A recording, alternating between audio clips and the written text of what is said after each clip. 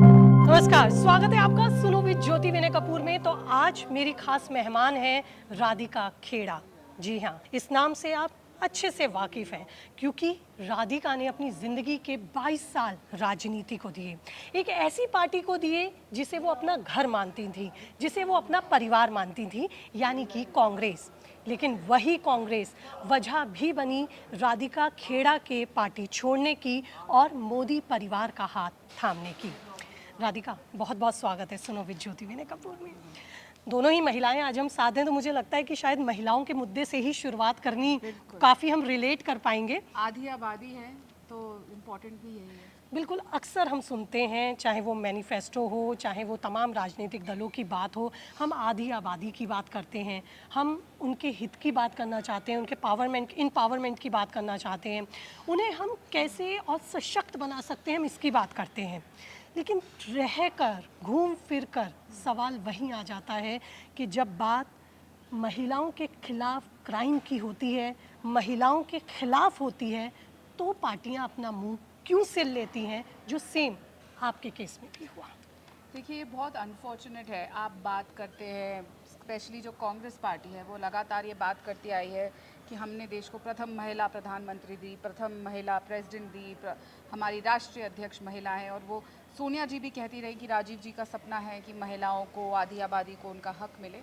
लेकिन जब खुद के घर की बेटी की बात आती है तो सबने एक लंबी चुप्पी साध ली या धमका दिया गया कि चुप रहो, कि पार्टी तुमसे बड़ी है, चुप रहो।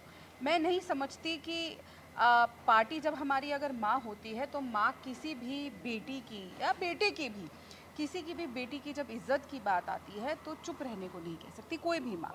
तो ये जो एक नैरेटिव बनाते हैं ये लोग एक दुनिया के सामने, जैसे कहते हैं ना, हाथी के दांत खाने के और दिखाने के और, तो बहुत अफसोस की बात है कि देश की सबसे पुरानी पार्टी जो अपने आप को महिला सशक्तिकरण का उदाहरण बताती है वो उसमें बहुत बुरी तरह से, यानी कि महिलाओं के मुद्दे पर हम कह सकते हैं कि हमेशा ही हमें दोहरा मापदंड देखने को मिलता है। हाल ही में स्वाति मालीवाल का ही हम केस देख लें, क्या लगता है क्या हुआ होगा राधिका स्वाति के साथ? क्या जब ये खबरें आईं तो खुद भी आप बेचैन हो गई, क्योंकि रिसेंटली आप भी इसी तरह की परेशानियों से गुजरी या इसी तरह की घटना का आपने भी सामना किया? देखिए, लगातार ये हम देखते आ रहे हैं। कांग्रेस पार्टी तो खैर लगातार ही करती आई है, वहाँ पे बहुत बड़े बड़े एग्जाम्पल्स हैं। प्रियंका चतुर्वेदी देख लीजिए, आप अंकिता दत्ता देख लीजिए। कांग्रेस पार्टी में तो लगातार जब भी किसी महिला के साथ कुछ होता है तो या तो महिला को निकाल दिया जाता है पार्टी से, या चुप रहने को कह दिया जाता है, या फिर अधिकतर वो छोड़ के चली जाती है। लेकिन आम आदमी पार्टी में जो हुआ, स्वाति मालीवाल खुद नेशनल कमीशन वुमेन में रही हैं और खुद राज्यसभा सांसद है, और उनके साथ अगर ऐसा होता है वो भी मुख्यमंत्री के निवास में, और वो पार्टी जो सत्ता में आई ही सिर्फ महिला सुरक्षा के मुद्दे के ऊपर है, निर्भया को मुद्दा बना के, तब बड़े बड़े धरने प्रदर्शन होते थे, तो उनकी ही एक सशक्त महिला के साथ अगर ऐसा हो रहा है तो बहुत दुर्भाग्यपूर्ण है। और मुझे आज तक ये समझ नहीं आता, जब भी महिला न्याय मांगती है तो उसका कैरेक्टर असैसिनेशन होता है, उसके परिवार को उसमें घसीट दिया जाता है। जब हम राजनीति करते हैं, हमारा परिवार पहली बात राजनीति नहीं कर रहा है। जब आदमी एक्सपेक्ट करता है कि उसके परिवार को नहीं लाया जाएगा तो हर बार में महिला के परिवार को खींचा जाता है, उसका असैसिनेशन कैरेक्टर का किया जाता है। आप हमारे से डायरेक्ट लड़ाई लड़िए, आपके पास मुद्दे नहीं है। इतना डर है उन लोगों के अंदर कि महिला से डायरेक्ट मुद्दा नहीं लड़ सकते, क्योंकि जानते हैं वो हारेंगे। और वो सोचते हैं कि महिला के परिवार को ला के, उसके कैरेक्टर के ऊपर सवाल उठा के वो उसको कमज़ोर कर देंगे। नहीं, वो और मजबूत करते हैं, क्योंकि महिला का परिवार जो राजनीति में खास करके, या कोई भी जो काम कर रही है महिला जो बाहर है, हमारा परिवार हमारे पीछे रीढ़ की हड्डी की तरह है, इसलिए हम आज आपके सामने खड़े हैं। तो और मजबूत हमें कर रहे हैं। लेकिन ये बहुत अफसोसजनक है। आप इंक्वायरी करिए ना, दोनों पे करिए। कोई ये नहीं कह रहा कि सिर्फ आप आदमी पे करिए, आप एक इंक्वायरी बिठाइए जिसमें दोनों से सवाल करिए और दोनों को अपने काम से हटा दीजिए उस समय के लिए। क्योंकि आप कहीं पे भी कॉर्पोरेट में भी जाएंगे, कहीं जाएंगे, एक सिंपल चीज़ होती है, दोनों को, जैसे मीडिया में होगा दोनों को ऑफ एयर कर दिया जाएगा, कॉर्पोरेट में होगा तो उस समय के लिए जब तक इंक्वायरी हो रही है तब तक शांति रख दी जाएगी, हटा। तो वो करना चाहिए। एक सिस्टम होना चाहिए कि जब महिलाओं के साथ उत्पीड़न होता है तो उसको कैसे एड्रेस किया जाएगा। राधिका, क्या टाइमिंग जो है, क्योंकि इस समय इलेक्शंस चल रहे हैं, आप देख रहे हैं पूरा देश इस समय इलेक्शन के मूड में है, तो जो टाइमिंग रही, चाहे वो आपके साथ घटना घटी हो, चाहे वो स्वाति मालीवाल के साथ सीएम हाउस में, इस घटना का होना एक बड़ी बात है। हालांकि जो रायपुर में आपके साथ हुआ वो भी अपने आप में एक बड़ी बात है, उसको में हम हल्के में नहीं ले सकते। लेकिन सीएम हाउस, जिसे बीजेपी शीश महल कहती है, वहाँ पर इस घटना का घटना किस तरह से आप देखते वही तो मैंने आपको कहा कि बहुत ही दुखद है कि ये जो सारी जगह है, चाहे हमारा प्रदेश का कांग्रेस का ऑफिस हो, चाहे मुख्यमंत्री निवास हो, ये सब सुरक्षित जगह हैं, सेफ हाउस है। आप भी जब काम करने अपने ऑफिस जाती हैं तो वो आपके लिए आपका मंदिर है और वो सबसे प्रोटेक्टेड और सेफ जगह है। लेकिन अगर वहीं पे महिला सेफ नहीं है और उसके बाद एक्शन नहीं लिया जाना, चुप रहना, और जो टाइमिंग की है, जो लगातार बात हो रही है, अरे हम लोगों ने तो कुछ किया नहीं। मेरे साथ जो हुआ वो भैया कांग्रेस के ही पदाधिकारी ने किया और कांग्रेस ने रिएक्शन नहीं किया। स्वाति जी के साथ जो हुआ वो उन मुख्यमंत्री के निवास में हो, तो टाइमिंग उनसे पूछिए ना, वो किसके इशारे पे कर रहे थे, उन्होंने क्यों चुनाव के समय पे ऐसा क्या किया, वो किसके साथ मिले हुए हैं, हर चीज़ में महिला, और हम क्यों अपना करियर छोड़ दें। एक बात बताइए, अब टाइमिंग पे सवाल उठेगा, इस बात पे सवाल उठेगा कि आप भारतीय जनता पार्टी में चले गए या किसी भी पार्टी में, हम क्यों डर के घर पे बैठ जाएं? क्या सिर्फ उन्हीं आदमियों का हक है कि वो राजनीतिक जीवन में या समाज में रह के काम करें? हमने जो अपना जीवन दे दिया जिस काम में, हम उसको क्यों छोड़ दें? बिल्कुल, बहुत बड़ी बात राधिका आप कह रही हैं, एक जीवन दे दिया और एक उम्र हमने दे दी अपनी ज़िंदगी की, कि जो हम राजनीति में अब आज जो है एक मुकाम पर हैं। ऐसे में मैंने ये देखा कि स्वाति मालीवाल ने एक्शन लिया, कानूनी मदद ली, लेकिन राधिका इस चीज़ में पीछे क्यों रह गई? देखिए, क्या दबाव आ गया? नहीं, मैं ना किसी से डरती हूँ, लेकिन जिससे बात कहते हैं ना कि मैंने पार्टी को अपनी माँ माना था, लेकिन वो पार्टी जिसको मैं अपनी माँ समझती थी वो पूतना निकलेगी, ये मैंने नहीं सोचा था। क्योंकि देखिए, मैंने हर वो रूल फॉलो किया। मैंने ऑफिस जाना बंद कर दिया, वो आदमी फिर भी स्टेज पे बैठा रहा, वो आदमी फिर भी प्रेस कॉन्फ्रेंस एड्रेस करता रहा, वो आदमी को लगातार कांग्रेस पार्टी ने स्टेज दिया। मैंने ऑफिस जाना बंद किया, मैंने कंप्लेंट्स करी, मैंने इंतज़ार किया कि इंक्वायरी करी जाएगी। फिर बहुत प्रेशर के बाद जब मैंने 1-2 ट्वीट करे, तो उसके बाद एक आई वॉश के तौर पे एक इंक्वायरी के गठन हुआ, जिसमें हमारे से लिखित में भी कुछ नहीं लिया गया, यानी बस कि दिखाने माहौल को तैयार ले- किया गया। माहौल, और मैंने उसको भी ज्वाइन किया। मैंने तब तक भी मीडिया से बात नहीं करी, पर लेकिन तब भी जब मुझे ये पता चला कि कुछ भी नहीं किया जाएगा, क्योंकि 24 घंटे का समय दिया था और इंक्वायरी भी 24 घंटे बाद शुरू हुई, 48 घंटे हो गए, उसकी रिपोर्ट नहीं भेजी गई, तो मैं कब तक इंतजार करूंगी। और मैं अपनी चुप्पी सिर्फ अपना इस्तीफा देने के बाद तोड़ी, वरना मैंने पार्टी के ऊपर कोई सवाल नहीं उठाया। यानी कि मैंने जब तक इंतजार आप किया। कांग्रेस में बनी रही, जी। आपने उसकी गरिमा का पूरी तरह से बिल्कुल। पालन किया। रही, उसके बाद मेरी प्रेस कॉन्फ्रेंस के बाद मुझे एक नोटिस भेजा गया, जिसका मैंने जवाब दे दिया है। तो अब कानूनी तौर पर इसको कैसे आगे लिया जाएगा, देखिए, मैंने एक पूरे परिवार के बारे में सोचा, कांग्रेस परिवार के बारे में भी सोचा, और वो आदमी जिसने वो बदतमीजी मेरे साथ करी, उसकी 3 बेटियां हैं, एक IAS अफसर है, एक बेटा है जवान। मैंने पूरे परिवार के बारे में सोचा कि उनका फादर जो बार बार लगातार गलती करता है, जो अपनी ही पार्टी को नुकसान करता है, वो एक बार भी नहीं सोच रहा कि उसके घर में क्या उसका इमेज जाएगा। और मैंने पहले भी, मैं मीडिया में मैं नहीं आई थी, वो आदमी आया था मीडिया में, मैंने चुप्पी साधी रखी थी, मैंने एक हर चीज़ की गरिमा रखी।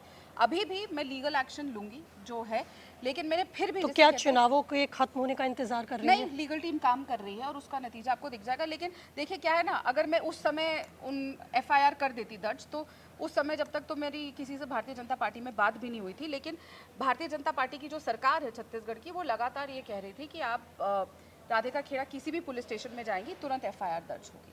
अगर मैं उस समय जाती तो मुझे ये कहा जाता कि राधिका खेड़ा ने चुनाव के समय में भारतीय जनता पार्टी के साथ मिलकर ऐसा कर लिया। अब मैं जाऊंगी तो मुझे कहेंगे कि आपकी सरकार है प्रदेश में भी और देश में भी, तो आप इस बात का गलत फायदा उठा। राधिका, लेकिन आरोप तो फिर भी लग रहे हैं, फिर भी कहा जा रहा है, चाहे स्वाति मालीवाल हो, चाहे आप हो, विरोधियों का तो कहना है कि आप लोग बीजेपी की स्क्रिप्ट पर ही काम कर अब रहे हैं। विरोधियों की अगर जनता इतनी सुनती तो 10 साल से वो सत्ता से बाहर नहीं होते। द फैक्ट कि 10 साल से ये लोग सत्ता के बाहर है, जनता इनकी एक नहीं सुन रही है। एक अपने ही इकोसिस्टम में रहते हैं कांग्रेस और आम आदमी पार्टी, जो इनका अपना एक इकोसिस्टम है कि जैसे कि हमारी सरकार भी इनकी बन रही है, वो उसी इकोसिस्टम में जो आवाजें गूंजती है उनको लगता है कि पूरा देश मतलब एक टाइम टेबल मॉर्निंग में बन जाता है, उसी के अकॉर्डिंग सब पदाधिकारियों सब कार्यकर्ताओं को। आपस में वही व्हाट्सएप ग्रुप में चल रहा है, वही उनको लगता है कि यही दुनिया है। दुनिया उससे बाहर है, वो दुनिया है जो लगातार 10 साल से मोदी जी को प्रधानमंत्री बना रही है, और वो आपकी एक बात भी नहीं मान रही है। आज राजीव गांधी की पुण्यतिथि है। मैं ये समझती हूँ कि इस मौके पर आपसे बातचीत होना,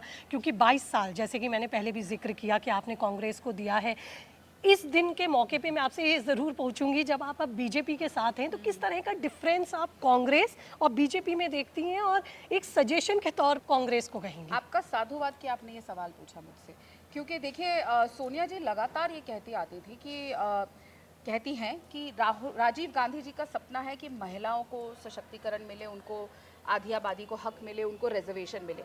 लेकिन फिर भी UPA सरकार के दौरान भी सत्ता के चक्कर में उन्होंने अपना फुट डाउन नहीं रखा और महिलाओं को आरक्षण नहीं दिया। महिलाओं को आरक्षण देने का किसने काम किया? वो मोदी जी की सरकार ने, भारतीय जनता पार्टी की सरकार ने किया। तो जैसे मैंने कहा, कहने के बात और, हाथी के दांत दिखाने के और, खाने के और जब राजीव जी का ये सपना था, क्योंकि वो उन्होंने जैसे पंचायत सिस्टम में भी महिलाओं का वो बढ़ाया, तो उसी सपने के चलते तो उनके बच्चों को कम से कम इस बात का, जब मैंने उनसे गुहार लगाई कि न्याय दिया जाए, तो न्याय देना चाहिए था। अपने, चलिए आप और किसी की नहीं, अपने फादर की तो लाज रख लेते, जो प्रियंका गांधी चिल्ला चिल्ला के कहती है कि मेरे पिता शहीद इस देश के लिए हुए, तो उसी शहीद पिता के नाम पे उनकी जो थॉट प्रोसेस थी कि महिलाओं को आगे लेकर जाना है, तो इसी बात पे अपनी घर की लड़की की आप बार बार ये कहती हैं, तमाम कांग्रेस के बड़े नेताओं से आपने जो कुछ हुआ उसकी शिकायत लगातार आप कर रही थी, चाहे वो राहुल गांधी हो, जयराम रमेश हो, सचिन पायलट हो। सचिन पायलट तो आपका बयान देते ही खुद आप पर एक तरह से काउंटर करने के लिए आ गए, आपको जवाब देने के लिए आ गए। उन्होंने आप पर हमला बोला, ये कहते हुए कि सब राजनीति के चलते हो रहा है। अब कुछ ना कुछ तो महिला बोलेगी ना अगर पार्टी छोड़ के जाना है, लेकिन ये गंभीर आरोप लगाना, क्या आप बोले? चलिए, बहुत अच्छा हुआ। उन्होंने पहली बात ये कही कि उनको पता ही नहीं था।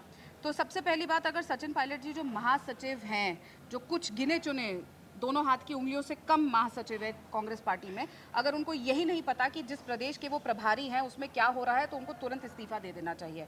दूसरी बात, वो कहते हैं कि उनको कोई कॉल नहीं गया। देखिए, सचिन पायलट किसी से बात नहीं करते हैं और ये बात वो खुद भी जानते हैं कि उनका काम सारे उनके पीए करते हैं। आपको अगर सचिन पायलट से बात करनी है तो आपको उनके पीए निरंजन जी को कॉल करना पड़ेगा। ये देखिए, ये लगाइए पास, ये देखिए निरंजन जी, और मैं ये इनका नंबर छुपा रही हूँ, ठीक है। और इनको कॉल हुई 1 मिनट की, पूरी 1 मिनट से ज़्यादा की कॉल थी, क्योंकि कुछ सेकंड्स का दिखा नहीं रहा है इसमें। और मैंने उनको पूरी बात बताई। सचिन पायलट जी के साथ वो गाड़ी में थे और वो सरगुजा जा रहे थे, और पुलिस चेक भी कर सकती है कि कहाँ पे थे सचिन पायलट जी और कहाँ पे ये थे उस राधिका, ये सब उनको पूरी बात पता थी। और फिर ये बात बोल देना कि राजनीति कर रही है, लेकिन राजनीति करके पार्टी को कैसे नुकसान पहुंचाया जाता है उसके तो माहिर सचिन पायलट स्वयं है। किस तरीके से कोरोना काल में पूरी अपनी सरकार के खिलाफ मोर्चा खोल के उन्होंने कांग्रेस पार्टी की जो धज्जियां उड़ाई थी, वो पूरा देश जानता है। राधिका, कुछ भी अगर घटना होती है या कुछ भी इस तरह के हालात बनते हैं तो वो एकदम से नहीं बनते हैं। मैं भी महिला हूँ, आप भी महिला हैं। ये कब से कुछ ना कुछ पक रहा होता है, तो जब ये शुरुआत होती है, क्या तब इसके खिलाफ आवाज़ नहीं उठानी चाहिए? देखिए, ये मेरे साथ होना शुरू हुआ था पिछले विधानसभा चुनाव में। मैं लगातार 3 चुनाव से छत्तीसगढ़ की प्रभारी रही मीडिया की। पिछले विधानसभा चुनाव में भी इस आदमी ने बदतमीजी करी थी, और सिर्फ मेरे साथ नहीं, एक और थे जो साथ में मेरे अपॉइंट हुए थे, महाराष्ट्र के मीडिया चेयरमैन हैं, उनके साथ भी इसने बदतमीजी करी थी और उनको भगाया था और वो दोबारा वापस नहीं आए थे। तो ये आदमी आदतन बदतमीज है। उसके बाद जब मेरे साथ हुआ राहुल गांधी जी की न्याय यात्रा में, तब भी मुझे शराब ऑफर करी गई, मेरे को फ़ोन कर करके, तब मुझसे बदतमीज़ी करी गई। और ये सब इसीलिए होता था क्योंकि मैं कांग्रेस पार्टी के लिए काम कर रही थी और वो नहीं चाहते थे कि कांग्रेस पार्टी का अच्छा नतीजा आए, क्योंकि वो भूपेश बघेल के कहने के इशारे पे चल रहे थे। वो भूपेश बघेल जो ये नहीं चाहते थे कि जब वो फोर फ्रंट में ना हो तो सरकार बने, क्योंकि उन्होंने सबसे बुरा नतीजा कांग्रेस को दिया था छत्तीसगढ़ में अपने कार्यकाल में। तो वो एक प्लानिंग के तहत चल रहा था। तो मैं जब अपनी आवाज़ उठाती थी न्याय यात्रा के दौरान भी, मैंने ये शिकायत सचिन पायलट जी को भी लगाई, मैंने सब इंचार्जेस को लगाई, प्रदेश अध्यक्ष को लगाई लगातार कि मुझे शराब ऑफर करी गई है, मुझसे बदतमीजी करी जाती है।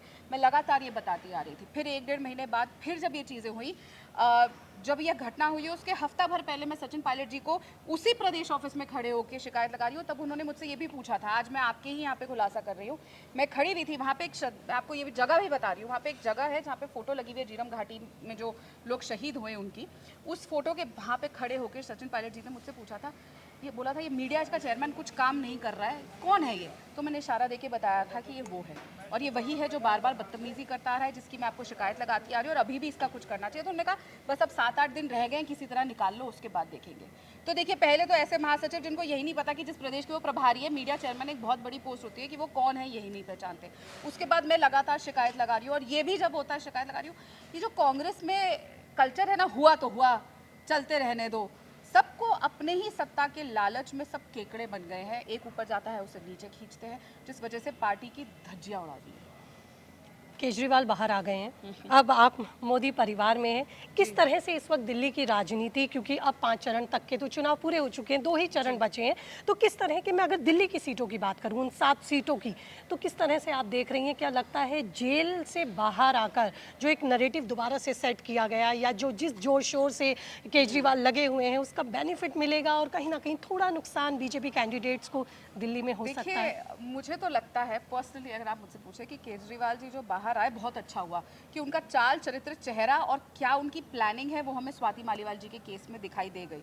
क्योंकि देखिए, जैसे मैंने कहा, केजरीवाल साहब सत्ता में आए और उन्होंने सरकार जिस मुद्दे पे बनाई वो थी महिला सुरक्षा, और वो विफल किस बात पे रहे? जब स्वाति मालीवाल के साथ पिटाई और वो हुआ, और अपने बेल पे निकल के आते हैं और इन चीज़ों को अंजाम दे रहे हैं। वो पूरे प्रदेश नहीं, पूरे देश ने देखा।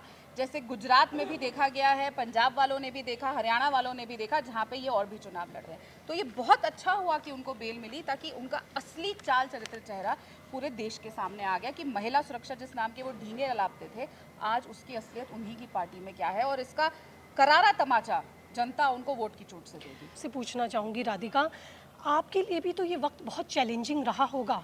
एक 22 साल पुरानी पार्टी को छोड़ना, नई पार्टी को ज्वाइन करना, मीडिया को फेस करना, इन आरोपों पर जवाब देना, ये सब राधिका के लिए कितना टफ रहा? देखिए, मीडिया का मैं बहुत बहुत धन्यवाद करती हूँ, क्योंकि जितना सपोर्ट मुझे मीडिया से मिला, उसका अगर 2% भी मुझे कांग्रेस पार्टी दे देती तो बहुत बड़ी बात हो जाती। मीडिया ने एज इट इज़ हर चीज़ लगाई, मीडिया ने मेरा कैरेक्टर असैसिनेशन नहीं किया, मीडिया ने साथ दिया, खबर चलाई। उन्होंने कभी भी मुझ पर झूठे आरोप जो वो लगाने की कोशिश भी कर रहे थे, उनको बढ़ावा नहीं दिया। मैं इसीलिए आपके माध्यम से सब पूरी मीडिया का बहुत शुक्रगुजार करती हूँ कि लगातार अगर इस लड़की के साथ कोई खड़ा रहा, मीडिया खड़ी रहा, और उसके बाद जिस तरीके से मोदी जी का परिवार, रामलल्ला का इतना विशाल परिवार जो मेरे साथ खड़ा हुआ, मेरा हाथ पकड़ा उस समय जब मेरे अपनों ने मेरा हाथ छोड़ दिया। वो 22 साल जिस पार्टी को मैंने दिए, 17 साल की उम्र से मैं राजनीति में आई थी, तो मेरे लिए आसान नहीं था पार्टी छोड़ना। कई रातें मैं सोई नहीं। आज मैं बहुत रिलैक्स्ड हूँ, क्योंकि मेरा परिवार रिलैक्स्ड है कि मैं एक सेफ़ जगह पे हूँ, एक सेफ़ परिवार में हूँ, जहाँ पे रिस्पेक्ट बहुत दी जाती है, सब माहौल बहुत अंतर है, 2 अलग यूनिवर्स है। मैं तो कहती हूँ अलग दिन, अलग वर्ल्ड भी नहीं, 2 अलग यूनिवर्स है। और कांग्रेस पार्टी जो लगातार कहती है महिला सुरक्षा के बारे में, लड़की हूँ, लड़ सकती हूँ, उनकी अपनी लड़ाई अपनी ही पार्टी की लड़कियों से है। किस तरह से एक्सप्लेन करेंगी इंडिया गठबंधन को? क्योंकि ये समझिए सारे राजनीतिक दल एक तरफ, मोदी जी एक तरफ, आपकी बीजेपी एक तरफ। राधिका को क्या लगता है? क्योंकि 22 साल वहाँ बिताए हैं, तो बहुत अच्छे से समझती हैं वहाँ के माहौल को, वहाँ के माहौल को। 22 साल वहाँ बताए हैं, इसलिए बता रही हूँ, ये इंडिया गठबंधन नहीं, ठग बंधन है। आप उन्हीं लोगों के साथ गठबंधन में हो, पहला जो आपकी विचारधारा से बिल्कुल अलग है, दूसरा जो लगातार सत्ता में कांग्रेस पार्टी को ही गाली देके और भ्रष्टाचारी बोल के आए हैं। आज राहुल गांधी जी उसी केजरीवाल के साथ गले मिल रहे हैं और कह रहे हैं कि मैं केजरीवाल को वोट दूंगा, केजरीवाल कांग्रेस को वोट देगा, जिसने लगातार उनकी माँ को, उनके जीजा जी को, उनके दिल्ली की सरकार शीला दीक्षित जी को, सबको लगातार गाली दी कि ये भ्रष्ट है और जेल जाएंगे। और आज आप उन्हीं के साथ गले मिलके हाथ में हाथ डाल के घूम रहे हैं। वही शिवसेना जिन्होंने इंदिरा गांधी जी के लिए क्या कहा था कि आपको याद होगा बाला साहब ठाकरे जी ने क्या कहा था इंदिरा जी के बारे में, और आज आप उन्हीं के साथ गले मिलके लड़ रहे हो। तो वो कह रहे हैं ना कि राजनीति, सत्ता पाने का लालच इतना ज़्यादा है कि अपनी आइडियोलॉजी पे तो वो टिके नहीं है। और फिर जब ये कांग्रेस के लोग मुझे ट्रोल करते हैं और कहते हैं कि तुमने अपनी आइडियोलॉजी से धोखा दे दिया, अरे जो खुद अपनी पार्टी के नहीं हुए, जिस दादी के नाम पे आज भी राजनीति करते हो उनके नहीं हुए, जिस पिता के नाम पे आज भी राजनीति करते हो, और उसी शहीद पिता की जिनके बारे में प्रियंका जी बोलती है, आम आदमी पार्टी ने तो उनसे भारत रत्न छीनने तक की बात कर ली थी, और आज आप उनके साथ हाथ में हाथ डाल के घूम रहे हैं। तो जो अपने माता और पिता और दादा की नहीं हुए, वो इस देश के क्या होंगे? वो इंडी गठबंधन है। तो कल रायबरेली में चुनाव हो गए हैं, लोगों ने वहाँ पर अपने वोट का इस्तेमाल किया है, और अगर मैं आंकड़े बताऊँ आपको रायबरेली के, तो पिछले साल जो वहाँ वोटिंग हुई थी 56.34, जो कि इस बार बढ़कर 57.85 है। क्या लगता है राहुल जी जीत रहे हैं रायबरेली से? देखिए, मैं पिछले 4 दिन से रायबरेली में थी और ग्राउंड पे घूम के आई हूँ, बहुत प्रचार भी किया है। और रायबरेली की जनता जिस तरीके से ठगी गई है कांग्रेस परिवार, गांधी परिवार द्वारा, अमेठी ने एक बार जवाब दे दिया है। वो फिर भी सोनिया जी को एक लिहाज रख के जिताए जा रहे थे, लेकिन जिस तरीके से अमेठी को छोड़ के भागे और भगौड़े बने राहुल गांधी जी, तो रायबरेली की जनता भी उसी तरीके का जवाब देने वाली ने। खुद के कार्यकर्ता के घर का नमक जिनको अशुद्ध लगता है, जिनको उससे तकलीफ है, तो वो क्या रायबरेली जीतेंगे। बहुत आराम से उन्होंने ड्रामा तो किया, एक पूरी पिक्चर का एनैक्टमेंट हुआ कि मैं अपना बेटा आपको सौंप के जा रही हूँ। अरे आपने कभी रायबरेली को अपना नहीं माना, तो आप क्यों उम्मीद कर रही हैं रायबरेली आपके बेटे को लेंगे। एनडीए 400 पार जा रही है। बिल्कुल वो दिखाई दे रहा है। पहले 4 फेज में हम लोग 400 पार की तरफ बढ़ रहे थे, लेकिन अब हम 400 पार पे पहुंच रहे हैं। मोदी जी का तीसरा टर्म यानी कि 3.0, यस, अपनी जिम्मेदारियों को किस तरह से देख रही हैं और अपने लिए पार्टी से क्या कुछ एक्सपेक्टेशंस, देखिए मैंने या खुद का क्या प्लान पार्टी के लिए। देखिए जब मैंने पार्टी ज्वाइन करी थी तो मैंने किसी भी एक्सपेक्टेशन से पार्टी नहीं ज्वाइन करी। मैं राजनीति में एक मकसद से आई थी कि मेरे को देश की सेवा करनी है, कि जब मेरा आखिरी समय आए, तो जब मैं अपनी, वो कहते हैं ना, जब आपके आखिरी पल होते हैं तो पूरी जीवन आपका आपके आंखों के आगे आता है, तो मैं क्या जवाब दूंगी ऊपर जाके कि मैंने अपने जीवन में जो मुझे मनुष्य बना के ऊपर वाले ने भेजा, मैंने वापस क्या दिया। तो उस वक्त मेरे पास जवाब होना चाहिए ताकि मुझे एक चैन से भी मर सकूं मैं। लेकिन कांग्रेस पार्टी में रह के वो मुझे करने को नहीं मिल रहा था। जब आप खुद के न्याय के लिए नहीं लड़ सकते तो आप किसी को और क्या न्याय दिलाएंगे। तो भारतीय जनता पार्टी जो भी तय करेगी, जो उनको लगता है कि सही मैं कर सकती हूँ, वो जो दायित्व देंगे वो स्वीकारा जाएगा। वरना मैं भारतीय जनता पार्टी के कार्यकर्ता के तौर पे लगातार मजबूत करने का पार्टी को काम करूँगी। वैसे ही मजबूत है और अपना किस तरह से मजबूत कर सकती हूँ, जैसे अभी मैं रायबरेली भी गई, जहाँ जहाँ मेरा काम हो सकता है। और रही बात कि आगे जाके क्या होगा, जो राम लल्ला चाहेंगे वो होगा, सब अच्छा होगा। रामलला को आपने चलते चलते याद किया, बस जल्दी ही वाइंड अप मैं करूंगी।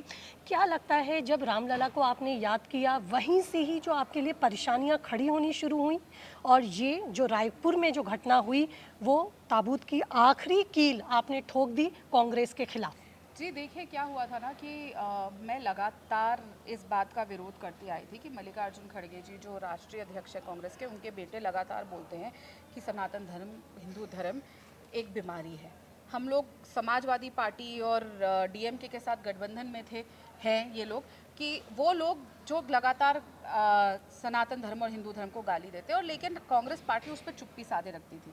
तो मैं लगातार इसका विरोध भी करती थी, जिसकी वजह से मुझे रोका भी जाता था, ट्वीट्स डिलीट करवाए जाते थे, डिबेट्स पे नहीं भेजा जाता था। फिर जब मैं राम मंदिर भी गई तब लगातार मेरा विरोध किया गया, बोला कि नहीं तुम इस समय कैसे चली गई, तुमने फ़ोटो क्यों डाली। हाँ, लेकिन राधिका खेड़ा उनको तब बहुत अच्छी लगी थी जब गौरव वल्लभ जी और रोहन गुप्ता जी पार्टी छोड़ के गए थे, तो राधिका खेड़ा को भेज दिया टीवी डिबेट पे, क्योंकि तुम राम मंदिर होके आई हो तो तुम जाके ये बोलो कि हमने कुछ नहीं कहा। तो मैंने तब भी, जो पार्टी ने मुझे जिम्मेदारी दी, दायित्व दिया, मैंने अपना वो पूरे ईमानदारी से निभाया। अफसोस पार्टी ने मेरे साथ ईमानदारी नहीं रखी। और लेकिन वो कहते हैं ना, जो राम के नहीं वो किसी काम के नहीं, तो देश उनको बार बार जवाब दे रहा है। और राम लल्ला ने ही मेरी रखवाली करी। जब मैं उस कमरे के अंदर 3 आदमियों द्वारा बंद कर दी गई, तो राम लल्ला ने ही, कृष्ण जी ने ही मुझे वहाँ से बाहर निकाला। और आज अगर मैं सेफ जगह पे हूँ और राधिका खेड़ा आपके सामने यहाँ पे खड़े होकर बात कर रही है, तो मोदी जी की गारंटी की छत्तीसगढ़ की सरकार थी जिसकी वजह से मैं यहाँ आई, वरना कांग्रेस पार्टी ने कोई स्टोन अनटर्न नहीं छोड़ा था कि मैं वापस ना आ सकूँ। तो राम जी का जितना उन्होंने विरोध किया, मेरे को ख़त्म करने की कोशिश करी, और इस चिड़ से न्याय नहीं दिया, क्योंकि मैं पार्टी लाइन से खिलाफ गई, क्योंकि मैं अपने आराध्य को मानती हूँ और मैं ट्रूली सेक्युलरिज्म में बिलीव करती हूँ कि अगर मैं अपने धर्म का सम्मान नहीं कर सकती तो मैं किसी और धर्म का सम्मान नहीं कर सकती। बिल्कुल, बहुत बहुत शुक्रिया राधिका, दिल की वो तमाम बातें करने के लिए जो शायद आपने अभी तक कहीं नहीं की हैं। और मैंने भी कोशिश नहीं की राधिका के उन ज़ख्मों को कुरेदने की जिनका जिक्र वो कांग्रेस छोड़ने के बाद उन्होंने बार बार किया, जिसके बारे में बताया, और ये जानने की कोशिश की कि आगे कांग्रेस के खिलाफ किस तरह से कानूनी कदम राधिका उठाएंगी, और साथ ही बीजेपी के साथ जुड़ के उनकी आगे की क्या कुछ प्लानिंग है। तो अगर इस तरह के इंटरेस्टिंग पॉडकास्ट आपको आगे भी देखने हैं तो चैनल को सब्सक्राइब और लाइक तो आपको करना पड़ेगा। फिलहाल आज की इस बातचीत के लिए राधिका के साथ दीजिए इजाजत।